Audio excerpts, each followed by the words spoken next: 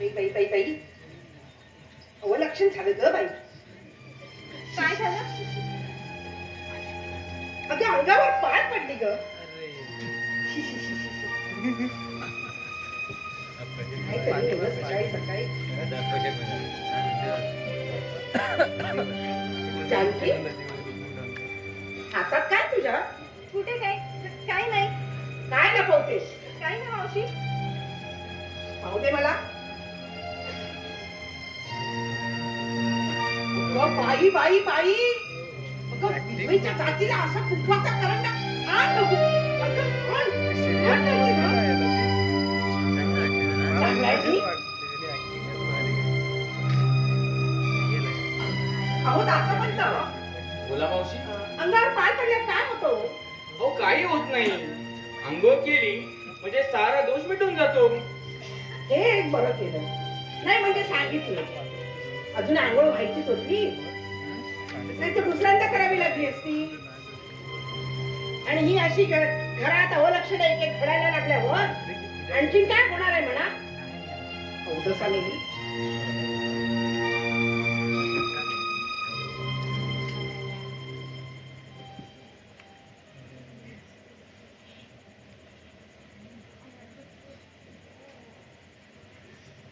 वहिनी साहेब, हो काय झालं? काय नाही.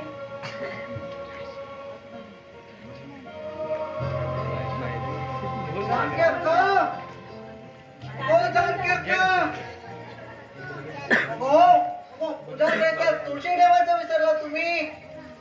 हो मी घेऊन येते हा. थांब थांब थांब. अगं तू नको जाऊस. हो बायकांनी तुळशी तोडू नये. अहो मी नाही तोडत. दाजींना सांगते हा. बरं बरं. गोविंद भट, हा दादासाहेबांची पूजा अजून आटपली की नाही? हो कसे काय आणि कशाचे काय. आता काय झालं? हो पूजा नाही त्यात तुळशी नाही मग म्हणून श्रीमंतांनी आमची पूजा केली. म्हणजे पोळ्याच्या दिवशी बैलाची करतात तशी? हो बेटा, अगदी तशी तशी.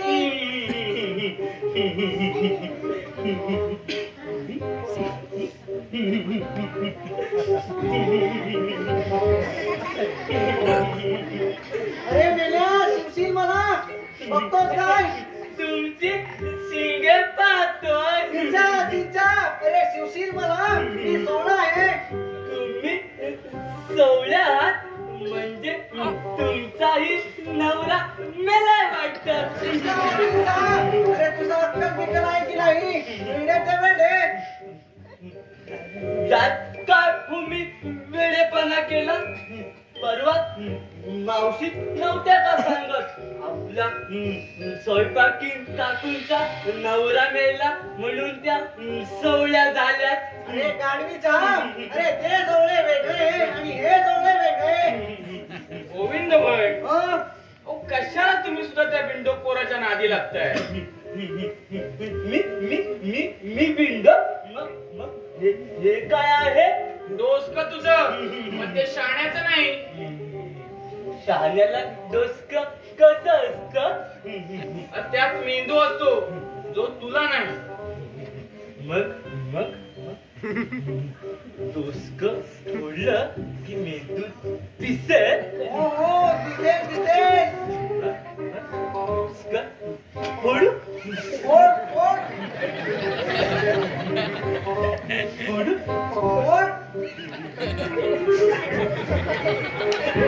फोडू फोडू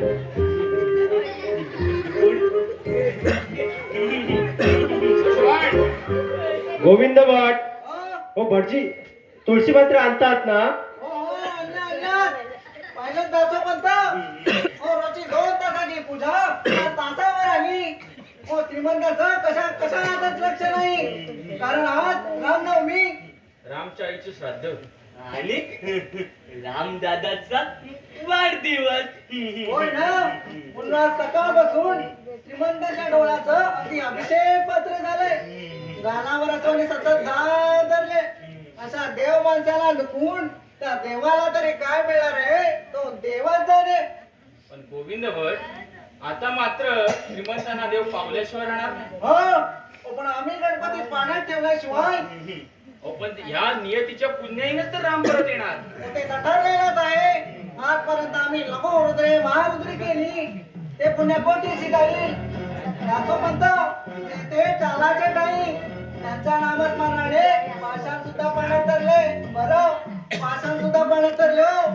म्हणजे परवा तुम्ही देवाचं नाव घेत विहिरीत तरंगला तसे हो हो तसे तसे.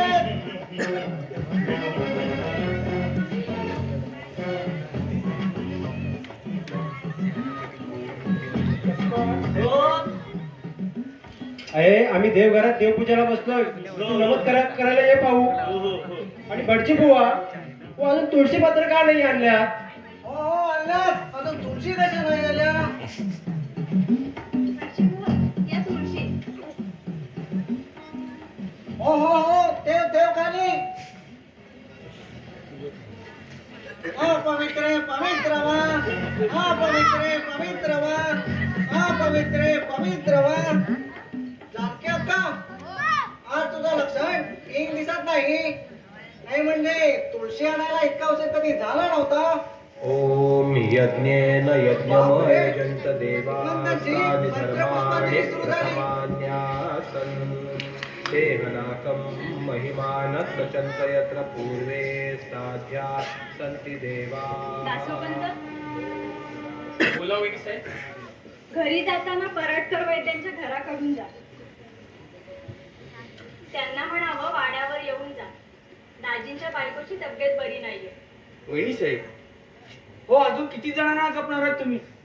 हो दुसऱ्यांना जपता जपता उद्या तुम्हाला जपण्याची वेळ आमच्यावर येऊ नये म्हणजे झालं. दासोपंत नाही म्हणजे ओ नोकर चाकरांचा सुद्धा या आईच्या माईने करता तुम्ही. अहो ते कर्तव्यच आहे माझं. जय जय रघुवीर समर्थ. जय जय रघुवीर समर्थ. जय जय रघुवीर समर्थ.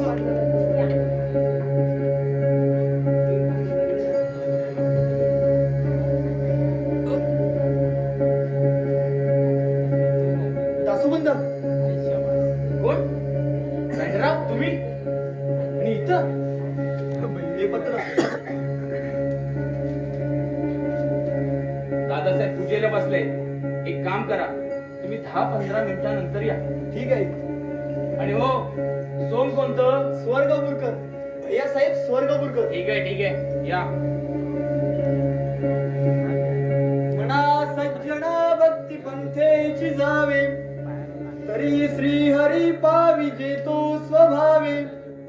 जय जय रघुवीर समर्थ. एक गोसावड्या पुढे जा पुढे. म्हणा सज्जना भक्ती पंथेशी जावे. अरे लेखाच्या ना काम करायला नको फुकटच्या भिक्का मागायला हव्यात. वहिनी साहेब वाढू नका त्याला भिक्षा. जानकी वाढ त्याला भिक्षा.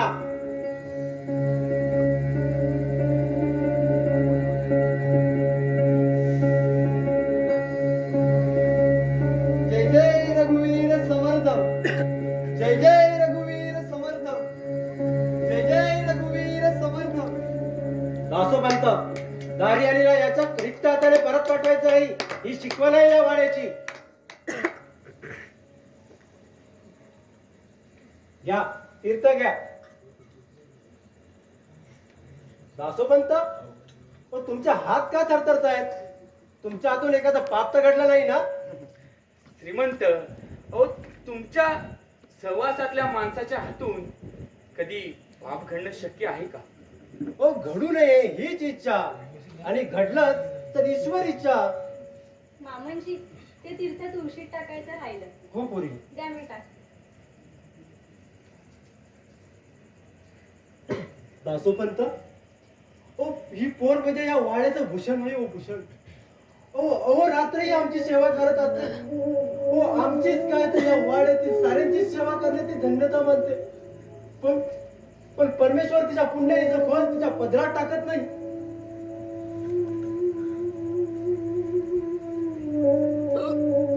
दासोपंत तुम्हाला 14 वर्षापूर्वीची रामनवमी आठवते? हो एकीकडे माझा राम जन्मला होता तर दुसरीकडे रामची आई देवाघरी गेली होती.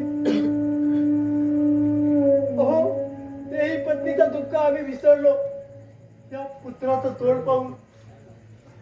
अहो आम्ही रामबद्दल केवढ्या आशा आकांक्षा उराशी बाळगून होतो.